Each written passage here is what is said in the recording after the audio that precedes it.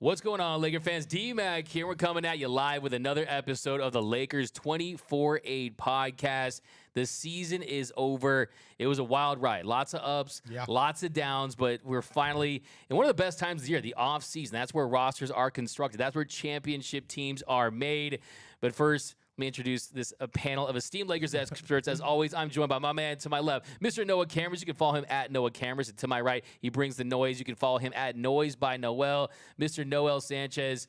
And first things first, gentlemen, how will you remember the 2022-2023 Lakers season? It was a wild ride. I mean, there's not much else to say. Obviously, when you're the Lakers, you want to end a season with a ring. And when you have LeBron James and Anthony Davis, you want to end your season in a ring. But considering where they were, considering when they were 2-10, when they scraped their way into the play-in tournament, and then they went all the way to the Western Conference Finals, they lost to a better team. You know, there's nothing to hang your head about. I mean, the Nuggets were a better team. They were the best team in the West and maybe the NBA all year long. So you got to give the Nuggets their credit. But overall, I think this was an impressive season by the Lakers. They built a lot. I mean, obviously, aside from the 2020 championship, there's been a lot of down years for Laker fans for the last decade. So it's kind of nice to have this positive momentum, and we can hope that continues into a good offseason. Yeah, I think it depends on how you look at it. I think on one hand, you can say 6 months ago, this team was 2-10. This team had a less than 1% chance to make the playoffs. This team was down the dumps. They completely flipped their entire roster. They've been playing must-win basketball for months now. On the other hand, too, you look at the standard is the standard with the purple and gold. This is an organization that only hangs championship banners. They don't like to celebrate championship or participation trophies, right? And you also, too, consider the fact that they were in each of these games. Each of these 4 losses against the Denver Nuggets, they could have won. They could have split this series. So to me, it still is a tough pill to swallow, but I think if you look at this season as a whole, I think there's different degrees of success. So I still think you could consider this a success, but in your eyes, Mr. Noel Sanchez, was it a successful season for the purple and gold? I mean, going based off of the previous 2 seasons, I would say 100% because you see back in 2021, we lose in the first round to the Phoenix Suns, and then the next year over, we get Russell Westbrook and completely miss the playoffs. So, I mean, to be able to bounce back from that horrible first start where most of the games were really ugly to watch and we were kind of just praying that we were coming out on top, to go and taking the Nuggets on in the Western Conference Finals, I do think you need to look at it from a moral W. I'm going to miss watching this team a lot, whether it was that first round of the team when it was Westbrook and Patrick Beverley and all them, and even to now where you have a really solid group. But, I mean, you have 2 rising stars in Austin Reeves and Rui Hachimura who you got to be excited about. You have a big decision looming with D'Angelo Russell and everybody else's free agency. But, I mean, Anthony Davis stayed healthy. He proved what he could do. He wasn't always consistent, but like you said, he had to really turn up that second half of the season and will us to the playoffs. We don't know what's going to happen with LeBron James, so like that too, we got to give him time. We got to see where he's going to go, but you got to be happy seeing the heart in these guys. At any point in time in the season, they could have buckled down and just let out, but they came to play every single night, and I think we should be proud of them for beating the Grizzlies and the Warriors. Yeah, I mean, at the end of the day, the Lakers finished their season playing their best basketball, and that's how you want to at least go out. You don't want to go out, you don't want to have a great start to the year and then completely collapse in the playoffs. You want to say that you were playing your best basketball at the end of the year. They were. The Nuggets were a better team. The Nuggets are probably the best team in the NBA right now, and so be it. But the Lakers went out playing their best basketball. Like D'Lo said a few months ago, a full training camp, get these guys under a belt, the sky's the limit. Yeah, I think it's still some copium, though. I still think if you look at this roster, if you look at the record they put together after the trades, this isn't that 2-10 trade. This isn't that 2-10 team. But also, I think they didn't atone for the original sin, and that was trading for Russell Westbrook. This team, this roster was on fire and in a bad way. And they did put out that fire to a certain extent with the moves that they made. They put themselves in a much better spot. I think they surprised a lot of people by the fact you beat the Grizzlies, you beat the Golden State Warriors. But I still think they had a puncher's chance against the Denver Nuggets, and I still think with Darvin Ham's coaching in game 1, going 3-guard lineup, Anthony Davis, I think Anthony Davis, AD stands for A or D. You're either going to get an A or a D performance. Really nothing in between. I think defensively he showed out, but still, I still think when you look at the Eastern Conference, if they had slayed this dragon, if they had got over the hump against the Denver Nuggets, I think that is another championship. And I think looking back, if this team doesn't reach these heights, especially with LeBron James, we're going to talk about in just a second, we might look at this championship as one that got away. So, yeah, I can still look at it as a success, but in my eyes, purple and gold, the team that I grew up rooting for, you don't celebrate participation trophies. I'm not celebrating. No one is. No one is. I'm not saying you are. But the Lakers went into every series as an underdog. They were underdog to the Grizzlies. They won in 6 games. They were underdog to the defending champion Golden State Warriors, the exact same roster that won a year ago. and they beat them in 6 games, and they went up against the #1 team in the NBA. And yeah, I mean, the sweep didn't feel good, but at the end of the day, if they lose in 4, they lose in 7. It's all the same. A loss is a loss. And yeah, I mean, in game 1, they had a great comeback, but they fell just short. In game 2, they blew a lead. But then in game 3 and 4, it was really the Nuggets just outplaying the Lakers for a majority of the game, just kind of proving that, 1, they're the better team, but 2, I think they were just kind of the more rested team, more ready team. They weren't playing important games the entire second half of the season. Yeah. And at some point, the Lakers' old legs got a little burnt out. They got a little tired out. I mean, it's expected when you're relying on a 38-year-old injured player and Anthony Davis who struggles to stay healthy. I mean, at some point, if they're playing important games for 3 straight months, they're going to get burnt out. And you'd much rather lose to the Nuggets than potentially lose to the Celtics in the finals. I mean, I don't think anyone wants to see that happen. I mean, the Heat might make it anyway, but I'm not celebrating it. At the end of the day, I don't think this is a failure that this specific season they didn't put up the 18th banner. Doug is just built different. It's championship or bust for him. I mean, usually the Lakers are that way. But when you look at the last decade, they have 1 championship, I think another playoff, 2 or more playoff appearances, and then a bunch of nothing. Yep. So even though the Lakers are the Lakers, the most recent Lakers are not the Lakers we're used to of the past decades. I mean, this is a different Lakers franchise who was in rebuild mode for a really long time. They got their ring. They went all the way back down, it felt like, to rock bottom, and how they built themselves up to a Western Conference Finals team that looks like it can be a perennial contender with this core. So I think you gotta build on it a little. Yeah, no, I think you bring up a great point in that.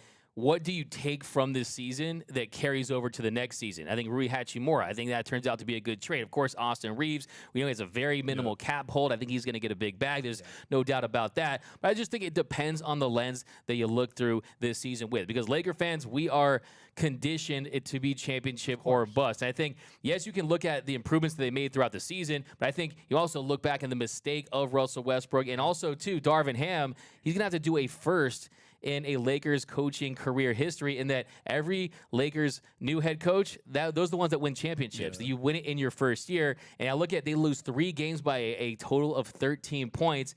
Just doesn't sit well with me. But first thing we're going to talk about today, as far as players go, we got to talk about LeBron James, because he, of course, he made headlines. There's the King James right there. Crown him if you want. Hey, King James, he showed out in his last game. He emptied the tank. Give him all the credit in the world. Last possession, if you looked at it, he definitely got fouled. The NBA scriptwriters, like I said, they've been on strike as well. But I think if you look at LeBron James, I don't think he has anything to be ashamed about. I think this is a LeBron that we've kind of seen with the Lakers. You don't really expect him to make a shot in the clutch. I mean, that's just the reality. But I think if you look at after the game, he hints at the possibility of retiring. In your guys' eyes, give me a percentage chance right now that you think that LeBron James will ultimately call it a career. I don't want to say 0, so I'm going to say 1. But LeBron's not calling it a career. That was a calculated move by LeBron. He just gets swept in the finals. You know, Mike Malone's complaining about all the coverage on the Lakers. They were going to kind of go all the Nuggets sweep the Lakers, bad for the legacy. LeBron got swept. I think I'm going to retire. Oh my God! Now the whole narrative's on LeBron retiring. Okay, yes, I do think he considers it. It's obviously, I mean, he's 38 years old. He's accomplished everything he needs to accomplish in his career. He's not retiring. He's gonna get his off-season foot surgery. He's gonna feel much better. Maybe he's gonna carry on the drama a little bit throughout the year. But I am 99% certain that when opening day rolls around, LeBron James is gonna be in the lineup for the Lakers, and he's gonna be happy with the off-season moves. He's gonna be happy with the core that they have.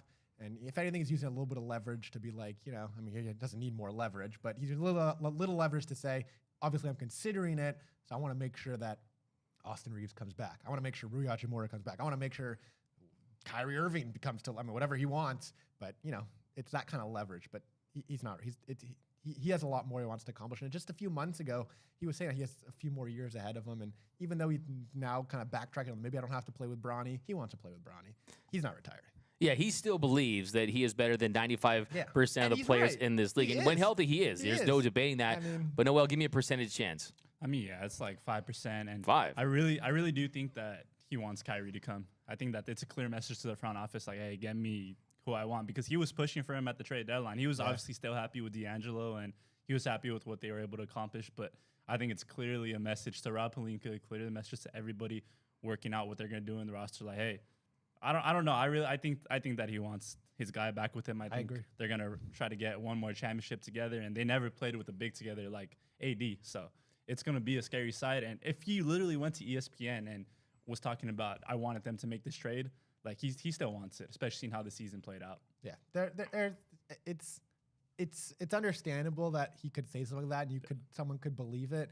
But I think everyone who like follows basketball knows that he's not retiring. Like it doesn't feel like a real. It was just. I mean, always says like I got to consider my future. Like that's a normal thing to say after you lose in a playoff series, like as a 38-year-old with 20 years on your legs. But he's not. He doesn't want. You don't think it either, right? He doesn't want his last play to be getting blocked by Aaron Gordon. Like his last. He wants another championship. Yeah. We all know. Yeah, LeBron we saw wants in to that win same 5. court how Kobe Bryant went out, dropping 60 in his final game of his career. I think there is a 0% chance. You can't get less than 0. Exactly. It's a 0% chance, and I think it deserves 0 coverage. I know we're doing that here, but I'm trying to save you for any future videos, any future podcasts, any articles that are trying to dive into this topic. LeBron James is not going to retire from the game of basketball for all the reasons that you mentioned. To your point, I think there's a leverage play. I think there's a lot of things in play, but I think the very first one, I think you made the most sense, is that he got swept. This is a distraction. No one is talking about the sweep. I haven't heard the broom. I've heard the sweep. I've heard the Denver Nuggets. It's the headlines. And really, it's kind of if you're Malone, you're punching air once again. It's so funny. It's honestly funny for Mike Malone. It really is. I mean, at this point,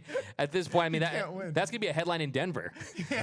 LeBron James considering retirement. So I think you're absolutely on the money with that. I think there's a distraction factor there. I also think, too, as you said, he's the most calculated player in history. Everything he does, he knows what he's doing. Everything he does, he knows exactly what he's doing. He doesn't just say things to say things. And I think, too, there's only a couple reasons that would lead to a LeBron James retirement. I think one, first and foremost, is if he truly is the washed king. If he didn't believe he was in the 90th percentile in players in the league. He's not going to be a role player. You're not going to see him be Udonis Hasbeen. I mean, Udonis Haslam or a Vince Carter type, a guy that's going to come off the bench. Also, I think if he has a serious injury, I mean, the foot, the tendon, if it heals, but I still think, I mean, he's a cyborg. He goes to LeBron James, a foot doctor. So he'll find a way to get back on the court. That's another thing, too, kind of circling back to the last segment we did, is you got 55 games out of LeBron, 56 out of AD. I mean, that's another reason to feel like maybe it was a successful season. But I think that's really what you can get out of LeBron at this stage of his career. You're not going to get him in the full 82 games. He has to pace himself. And also, too, if he did retire, I mean, we're talking about a guy who is in the billions already, but I don't care how much money you have. You don't want to leave $100 million on the table. Also, too, you factor in All-Star Game 2025. I think he's going to want to showcase at the All-Star Game. He's going to want Drake sitting courtside wearing a LeBron jacket like Kobe was in Toronto, that one All-Star Game appearance. So, yeah, this is just how these guys go out. In the NBA, it's different. The greats, unless you're Paul Pierce, right? They don't love you like that, right? They don't love you like that, right? So, I mean, unless you're Paul Pierce, you do get a farewell tour. You definitely get to smell your roses, and I don't think he wants to leave that. And then also, too, I think the final point is Bronny James. And I kind of want to get your guys' thoughts on that. I want to get your guys' thoughts on how big of a factor is that? Because I think the closer we get to it, there's a lot of things that have to fall a certain way. I mean, the chips really have to fall as far as, does he go to the Lakers? The Lakers try to trade up to get him. Does LeBron and just bully the entire league saying, don't draft my son? I mean, how big of a factor do you think that is? I mean, definitely going to be a factor. I also just think LeBron might decide to just sign with the team that drafts Bronny when that time comes. I mean, I don't think Bronny's going to be a first round. I mean, sorry, he's not going to be a number 1 pick. But Bronny's not going to go number 1 overall. So I mean, he might be. Okay, let's relax on that UCLA stuff. I mean, it sounds like he might be a first-round talent, depending on how the season goes. So there could just be a chance he goes wherever Bronny goes. There could be a chance he kind of does the bully ball. But I mean, the thing about Bronny, like obviously LeBron wants to watch Bronny's games, but you know, Bronny's going to USC. LeBron plays in LA. For the most part, he's going to be able to watch those games as long as he doesn't have a game the same night or he's on the road. So like, it's not like that's going to be a big issue. You know, if LeBron wants to take a month off to, get a random foot injury in October or something when Bronny's season starts up, you can go to all the USC games. Like, it's not like he can't do both. And yeah, like you said, LeBron's going to want his farewell tour. I mean, of all people who want a farewell tour, LeBron's going to want a farewell tour. He loves the spotlight. He loves the attention. And also just, going back to that retirement talk really quickly, with that whole I'm going to consider my future. I mean, that's going to go hard in the documentary one day when he has those lines. Then he wins the championship the next year. I mean, like that's the kind of stuff that he thinks about. I do want to. I don't know if Buddy has a mic on him. I do want to get our producer Buddy's thoughts on the whole LeBron retirement what up, talk. Buddy? What's think it's guys? Legit? You think it's all just talk? But what do you think about that? I'm 100% with you guys, man. I think it's just offer the headlines, offer all those media pundits. I mean, just like Doug said, we don't want to talk about it, but yet here we are. Yep. You got to factor into, he just got swept. How much is that foot really hurting him? Yeah. Right? I mean, throughout all these playoffs, we were talking about when is the LeBron game gonna be? When is the LeBron game gonna be? We got it in Game 4, but they got swept, right? So, I mean, that foot was just not 100%. He probably knew that they weren't gonna go back to Denver for a Game 5. I'm gonna go all out here, give it all I got, and then, talk about, hey, say all that. So, no, it's not real. 0% chance, and we're gonna see what happens this offseason. Yeah, and speaking of this offseason, great segue there. We have to talk about D'Angelo Russell. So D'Angelo Russell, your boy, and yeah, I mean, I remember we did a video right when they made the signing. Here comes a victory lap. It's not necessarily a victory lap. I'm not excited about this, but I said I'm not hitching my wagon on D'Angelo Russell. And the thing is, I've watched pretty much his entire career. Back when he was at Ohio State making big plays out of Kentucky. I mean, this is a guy that... What's not the LeBron meme? He's very streaky. He is very streaky, and that's just what he is. And I think defensively, if you can't at least hold your own defensively, they will play you off the court when you play a complete team like the Denver Nuggets. And that's exactly what they did this series. And what I said, what happens if D'Angelo Russell ends his season for the Lakers just like he did with the Timberwolves on the bench in the playoffs? And that's what we're seeing. Now, definitely he had a rough series, and we said even in the preview show that wasn't a great matchup for him. We knew that going in, but I will, to be fair, give him his credit. I mean, Game 6 against the Grizzlies, made all those threes, had 31 points, definitely had his moments against the Warriors as well. So it's not like he was a complete bust the entire postseason or anything like that. It's just there's some recency bias. But what do you think is the approach to D'Angelo Russell? Do you think that the Lakers, because look, let me just set it up here. I mean, I think a lot of Laker fans out there, they have this idea saying, oh, let him walk, as if you can plug someone else in for that $15 million. No, it's either you have him or you do not. They're going to operate as a hard cap team. So just to retain that asset, it does make sense. But what do you think the plan is for D'Lo? The whole retaining asset thing, I think the number one option or the number one kind of hope for the Lakers is a sign and trade. I do think they want to try to maybe package something there with D'Lo. Maybe it's a Kyrie. Maybe it's, I know Trae Young was out there. I don't see that being a fit, but I feel like that's probably the number one option, to at least get something in return if you're going to lose him. But I think if there's no better option, if Kyrie doesn't end up being a logical solution and they don't really see better, I think they're going to run it back. I think they do like what they saw from D'Lo overall. I think he did lose himself a little bit of money at the end of that at the end of that playoff run. And at the end of the day, I do think they like the core that they have. And if they don't feel like they can get a huge upgrade like a Kyrie Irving, which I think would mean they'd have to lose Rui also, and if they don't really feel like they could get that great upgrade at the point guard position, I think they're happy running it back as long as they retain everyone. If they're bringing back D'Lo, Reeves, and Hachimura and kind of keeping that core intact, I think they feel like that's a good enough team to win a championship. So I don't think he's plan A for the Lakers, but I mean, there's no reason for them to just let him walk because, like you said, that gives them nothing out of that. And if they can't get a good sign and trade to get something out of him, then you may as well just run it back. So that's kind of where I'm at right now. Where you at with Dio Noel? Man, that's tough. I'm telling you, I think Kyrie's going to be the number one option for the Lakers. But like Noah said, if nothing else, you do run it back because you do like what you saw generally in the regular season. He brought a lot of new life to Crypto Arena after that really failed Rustbook era. So, I mean, yeah, the writing's on the wall for him, though. He's going to need to really work on his defense this offseason. He's going to need to work on finding that consistent jump shot and staying within the offense even when his shot isn't falling. But, I mean, in his exit interview, he sounded pretty confident, and he was really pleased with what he did in his second stint to LA. So there's not a whole lot of, chances left for him. I think he's going to have to take a smaller deal. He lost himself that nice max contract that he was looking for. And Austin Reeves and Hachimura are the focal points of the Lakers free agency right now. So, yeah, D'Lo's going to have to really tap in with the front office and see what's in store for the future for him. It's not looking as good as it once did, for sure. We were really high on him. Me and Noah were high on him when he first came. Yeah, I mean, look, that's the thing. I think you bring up a really good point in that, hey, you do have to win games in the regular season. I think part of the reason why they did run out of gas in the postseason was they were playing must-win basketball for a long period of time. And if you have D'Angelo Russell, they can give you a higher seed that can take some wear and tear off of LeBron and AD during the regular season. There is value in that. But, I mean, geez, this guy fell off in the Western Conference Finals, man. 6.3 points per game. Like 12% from 30. We should censor this, man. I mean, this is... What was the three-point percentage? I know that was horrible. It was awful. I mean, Buddy can shoot better, and he's a really good shooter, by the way. I mean, that's no slight. But, I mean, he's shot 13% from three. That's like LeBron numbers.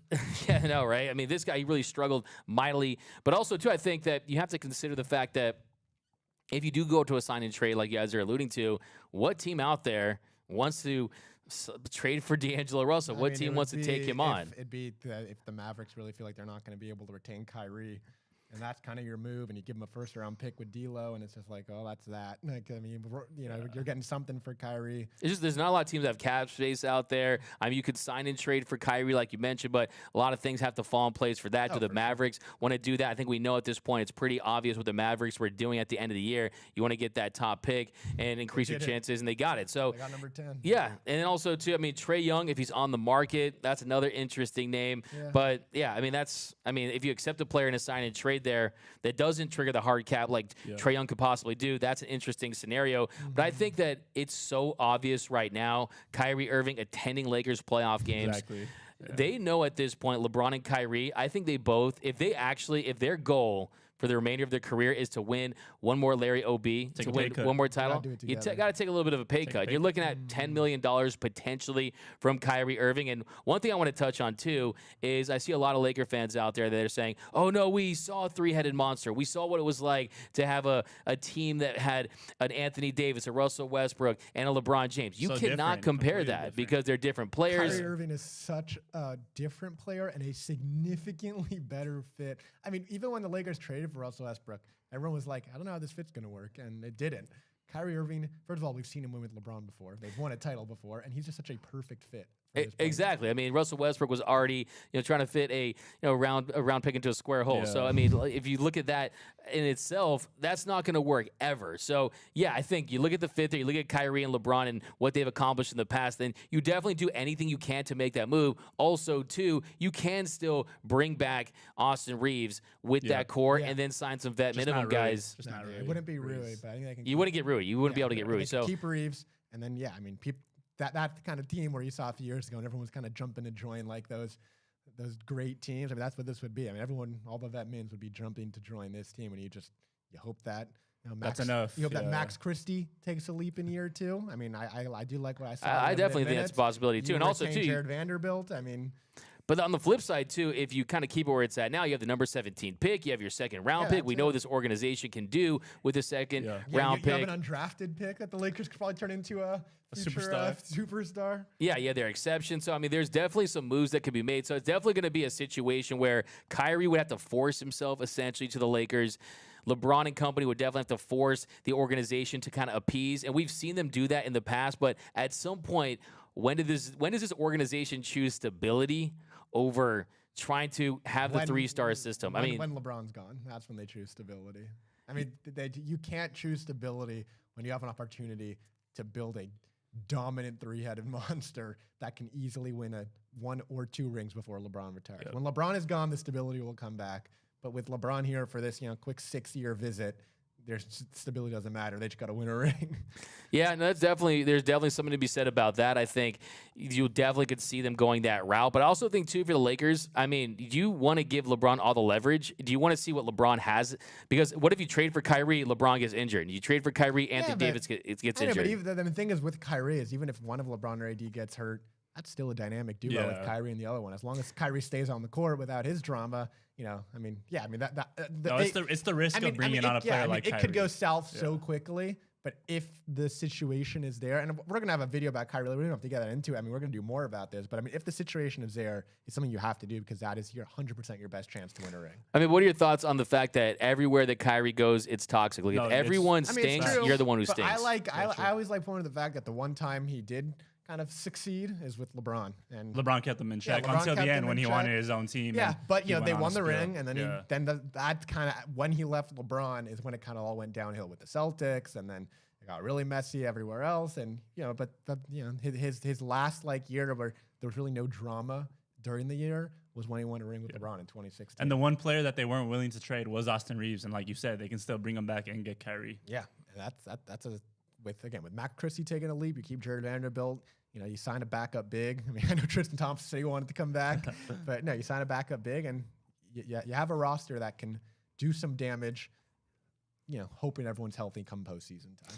How about you, buddy? What's your take on the whole Kyrie situation? Do you think the Lakers should pursue him? And D'Lo too. I mean, what are your talk on? Yeah, you know what? Actually, I wanted to bring this up to you guys just before we get into that. Our friend right here, Joe Torre, he says, I can't believe we are not talking about how much we relied on Dennis Schroeder this postseason and how cheap we are paying him. Remember when the Lakers offered him 4 years? Oh, Yeah. biggest bag fumble in the history of bag fumbles. Absolutely. No, Dennis was. Nah, he's Dennis, huge. He played some nice minutes. Yeah. He plays defense. He makes hustle plays. He hits big shots when he needs to. Yeah, I think he should have a bigger role early in that series against the Nuggets, too. I Yeah. think defensively did a much better job. So, yeah, but also there's a reason why guys are on the street, the reason why guys didn't sign those big numbers. He's another high variance player, and that's the reality with him. But, yeah, Dennis Schroeder is a guy that absolutely, as a role player, as a guy that plays defense, is streaky, can get hot at times, I think he fits. I think he fits for big market contenders. I mean, if he's someone who wants to come back on another cheap deal, I think the Lakers would be very happy to bring him back. Keeps some of this core intact of him coming off the bench and playing big minutes. But yeah, all right, buddy, let's get your takes on D'Lo, Kyrie, all that. Yeah, talk. D'Lo, Kyrie. Priority number one this offseason, I believe it has to be Austin and Rui. Those two guys, we've seen them blossom, grow up right in front of our eyes. No one even knew about Rui, before he was even a Laker, and then now everyone's in love with him. But Rui, Austin, priority number one. Plan B for me is Kyrie. We've seen it work before. I believe Kyrie and AD will fit phenomenally together. We already know how he fits alongside LeBron James. But yeah, Austin, Rui, Kyrie, and then D'Lo. But like you said, it's not going to be easy. There's a lot of pieces that Rob Pelinka and the front office need to focus on. So we'll see how they handle it. Rob yesterday said in the exit interview that his priority is to keep the core intact. Yep. We'll see if that's true. Kyle Kuzma called him cap on that. I heard that before. Yeah, so Kyle Kuzma called cap on that. So we'll see. Actions speak louder than words. We'll see what they do in the draft. We'll see who they go after. They have 2 picks here. Yeah, it's gonna be a solid draft this year. Yeah, finally. so Austin and Rui, number one, then Kyrie. Interesting. Yeah, no, and I think if you go deeper into the Kyrie talk, I think another thing, too, is one, Kyrie has to convince that Mavericks organization to try to appease him. And then two, I mean, what other cap space teams out there could sign someone? I mean, could they sign, let's say if Houston isn't able to bring in James Harden or someone like that. I mean, I think the leverage play isn't quite there for him. And I think what is the incentive for the Mavericks to, I mean, you're talking about your biggest rival, your biggest competition. Yeah, but at the same time, what's the incentive to keep him after they just flamed out last year? I mean, Kyrie and Luka did not work. They were in the playoffs when they traded for Kyrie, and they flew all the way down, ended up tanking at the end of the year to keep their pick. I mean, it did not work. I mean, I don't know why it didn't work. I thought they were going to be really good, but that just did not work. And if I'm the Mavericks, I'm just looking to trade Kyrie and get something back to kind of reset around Luka, because Luka was starting to get really unhappy at the end of the year. Yeah. And that is the last thing the Mavericks need. The last thing they need is their superstar who they want to be the next Dirk of their organization to be mad and demand a trade next year because he doesn't like playing with Kyrie. I mean, I don't know. If I'm the Mavericks, I say that didn't work. Let's get rid of Kyrie, bring in someone that Luka's going to like being around, and kind of reset around Luka, because Kyrie was not the answer. I mean, that's a little tough because, like Doug was saying, like the trade would be probably for D'Lo. What do you really want? Would they say, like, hey, we're gonna get you D'Lo and a pick? Like, I don't. That's what I'm saying. D'Lo number 17. Yeah. I mean, here's a question I have for you guys. Then let's move on to this. Then I mean, let's say they execute this trade. They are hard capped with the first apron at $169 million. We saw that was the issue in 2021. Now give them about $35 million to fill out the rest of the roster. Do you think they could win with that core plus Austin Reeves and a bunch of dudes from LA Fitness on Fairfax? I mean, do you think they could win a championship with that group? Well, Jared Vanderbilt's still back. With Vando, and they could also. And I mean, I'm telling you, Max Christie, I think is going to play a big role next year. So that's already 2 guys who are back. Yeah. I feel like there's one more guy that I'm forgetting that's also going to be back no matter what.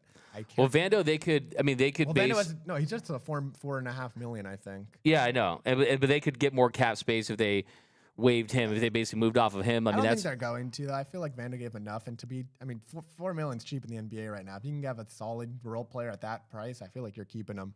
I feel like there's still one more guy, but I mean, they're definitely going to get. You can use that mid level to keep Schroeder if you're interested in that. It's a possibility as well. And then then you're going with like the Lonnie Walker, maybe consider bringing back. I mean, he's going to get a pretty nice bag. He's going to go get his money somewhere. Yeah, I mean, Malik Beasley has a 16 option. They're going to decline that quickly.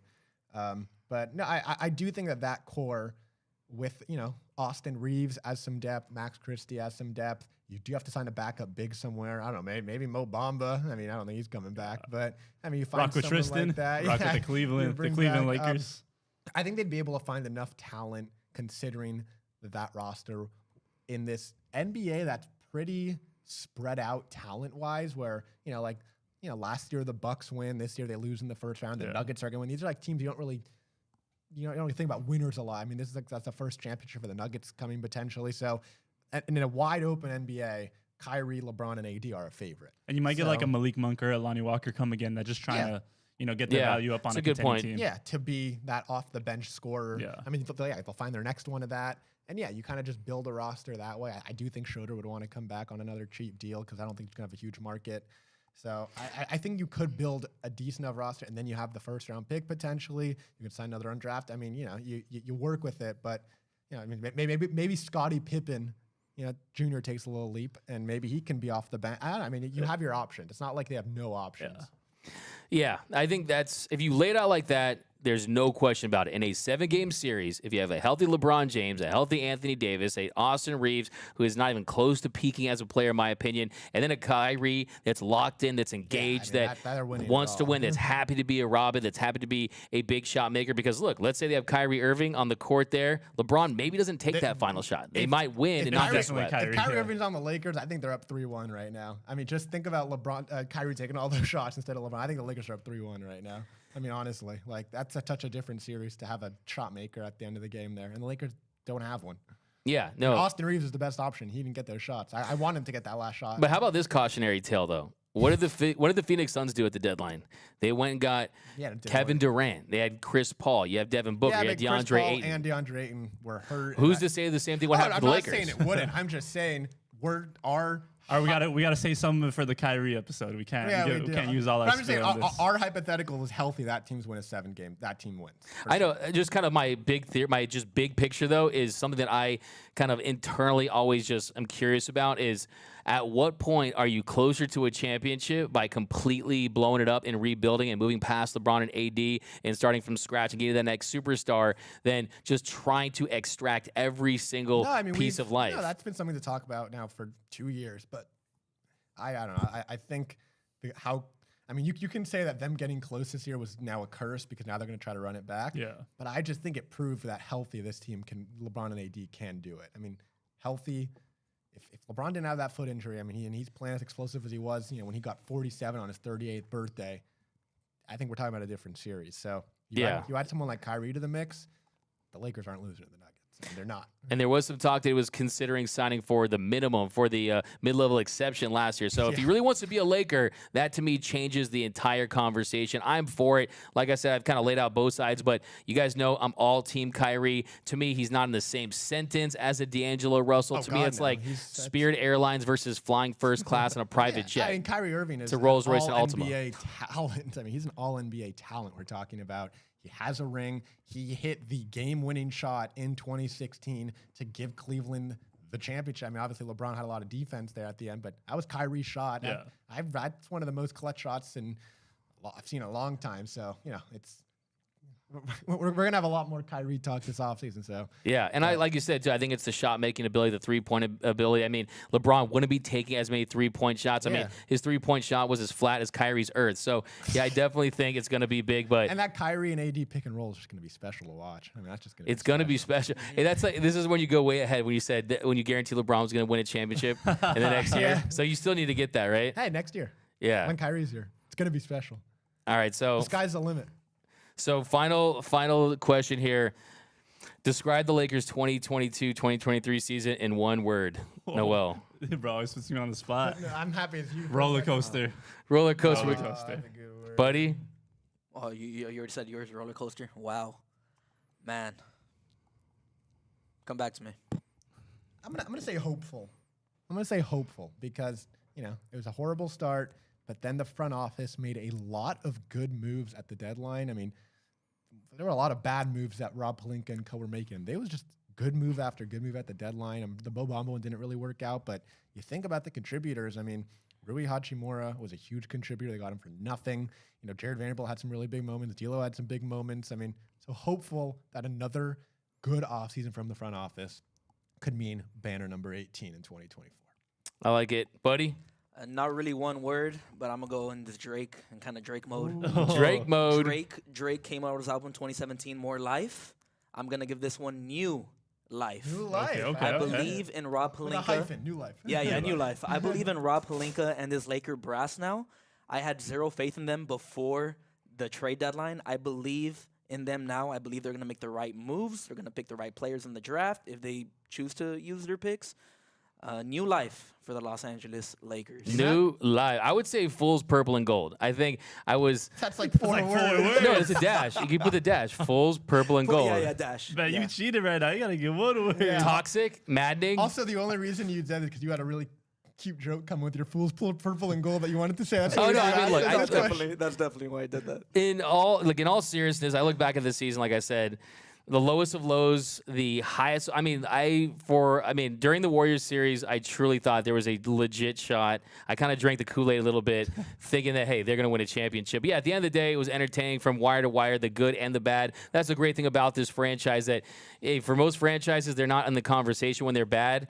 This franchise, they're even more a part of the conversation and more a part of the sports zeitgeist when they are bad. So yeah, I think from wire to wire, it was entertaining. The way it ended definitely was maddening for me. It just feel like they went out sad, like the kids say. Yeah. Right? They definitely went out sad, a little bit getting swept. But yeah, the fun thing about it, though, is the fact that I think this organization, they realize the pieces they have. They know what they need to do if they truly want to go for it next season. And it's definitely within grasp. You still have those pillars in place. I think the discovery of Austin Reeves, the potential of Rui, those are two core pieces. Yes, Beasley was essentially a bust. Mo Bamba, we don't know what we're going to get out of him. But still, I think for this organization, Rob Pelinka, to completely turn things around when he did, it's for any other franchise, it's a fairy tale. For the Lakers, though, it's still another year without a championship. And that's kind of how I look at it. But that's going to do it for this episode of the Lakers 24-8 podcast. And let us know down below, do you think the Lakers 2022-2023 season was a success? Was it a failure? Describe it in one word or less.